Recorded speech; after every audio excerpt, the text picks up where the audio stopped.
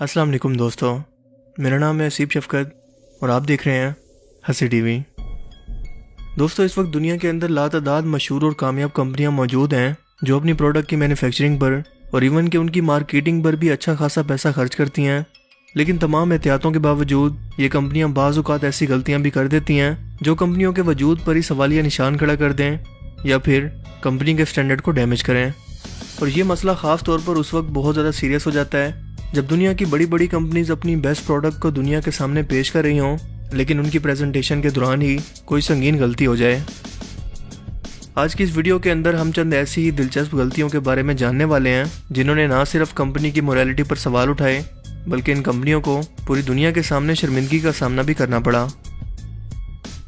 Number 1, break free. साल 2010 के अंदर स्वीडन से ताल्लुक़ रखने वाली कंपनी वॉल्वो ने अपनी एक प्रेजेंटेशन के दौरान अपनी एक ऐसी गाड़ी को पेश किया जो इनकी सबसे बेस्ट प्रोडक्ट थी। और इसके खास होने की वजह यह थी कि इसके अंदर एक ऐसा खुदकार सिस्टम मौजूद था कि ये किसी भी चीज़ से टकराने से पहले ही खुद ब खुद ब्रेक लगा देती थी।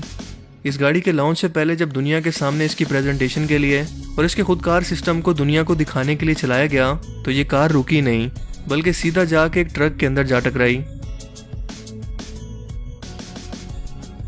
इसके बाद सन 2015 में इसी कंपनी ने अपनी सबसे बेस्ट प्रोडक्ट को दुनिया को उसके सामने पेश करते हुए बताया कि इसके अंदर एक ऐसा खुदकार सिस्टम मौजूद है कि आपकी गाड़ी खुद ब खुद पार्किंग करेगी। लेकिन जब इसकी प्रेजेंटेशन की गई तो वॉल्वो कंपनी को एक बार फिर से नाकामी का सामना करना पड़ा क्योंकि ये कार पार्क होने की बजाय सीधा वहां मौजूद एक रिपोर्टर पर चढ़ गई। जैसे इस पाकिस्तानी रिपोर्टर पर यह गाय चढ़ गई थी। घुस जाए आगे।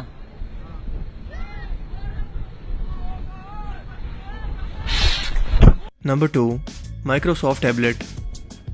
बिल गेट की कंपनी माइक्रोसॉफ्ट के बारे में कौन नहीं जानता, लेकिन क्या आप जानते हैं कि साल 2012 के अंदर एक बहुत बड़ी तकरीब के अंदर इस कंपनी ने अपना सरफेस टैबलेट लॉन्च किया। इस टैबलेट को लोगों को दिखाने से पहले इस कंपनी के मैनेजर ने जी भर के इस टैबलेट के तमाम फीचर यहाँ मौजूद लोगों को बताए, इसकी खूब तारीफें की। लेकिन जब इस टैबलेट को दिखाने की बारी आई, ये टैबलेट हैंग हो गया। मैनेजर ने अपनी परेशानी को छुपाते हुए और शर्मिंदगी से कई बार इसे ऑपरेट करने की कोशिश की, लेकिन इसने जवाब दिया, ना भैया ना, आज नहीं मानूंगा तुम्हारी। सो बिल आखिर इस मैनेजर ने मजबूरी में एक दूसरा नया टैबलेट मंगवाया और अपनी प्रेजेंटेशन को मुकम्मल किया। Number 3, face ID. IPhone x के लॉन्च इवेंट के बारे में कौन नहीं जानता, क्योंकि इसके लॉन्च होने से पहले ही इसकी बहुत ज़्यादा हाइप क्रिएट हो गई थी, क्योंकि एप्पल कंपनी ने इस फ़ोन के अंदर एक ऐसा फीचर मुतारिफ करवाया था जिसे कहते हैं फेस आईडी रिकॉग्निशन सिस्टम, यानी कि आपके चेहरे को पहचान कर आपके फ़ोन को अनलॉक करना, जो एप्पल के मुताबिक इससे ज़्यादा एक्यूरेट किसी और फ़ोन के अंदर मौजूद नहीं था। सो जब एप्पल के वाइस प्रेसिडेंट अपने इस मोबाइल फ़ोन के साथ इस फेस आईडी के फीचर का मुजाहरा लोगों के सामने कर रहे थे तो इसी वक्त इस फ़ोन के फेस आईडी ने काम ही नहीं किया। बार बार ट्राई करने के बावजूद इसने फेस अनलॉक तो नहीं किया बल्कि पासवर्ड मांगने लगा। और मज़े की बात तो यह है कि ये वाइस प्रेसिडेंट ये दावा कर रहा था कि आईफोन एक्स पहली बार में ही आपका चेहरा पहचानने की सलाहियत रखता है और फ़ौरन से फ़ोन को अनलॉक कर देता है। लेकिन इस वक्त आईफोन ने इनका चेहरा पहचानने से इनकार कर दिया। सो इन्होंने भी अपनी इज्जत को बचाने के लिए एक दूसरा फ़ोन मंगवाया और इसने ठीक काम किया। Number 4, blue screen. ये तो हम सभी लोग जानते हैं कि कंप्यूटर की दुनिया के अंदर तहलका बिल गेट्स ने अपनी विंडो के जरिए मचाया, वरना उससे पहले डॉस ऑपरेटिंग सिस्टम इस्तेमाल होता था कंप्यूटर्स के अंदर, जो कि बहुत ही ज़्यादा लिमिटेड था और इसे ऑपरेट करना भी बहुत मुश्किल था।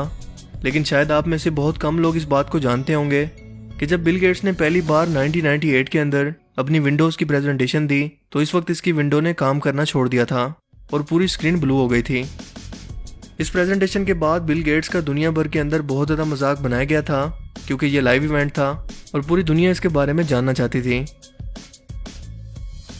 Number 5, iPhone 4।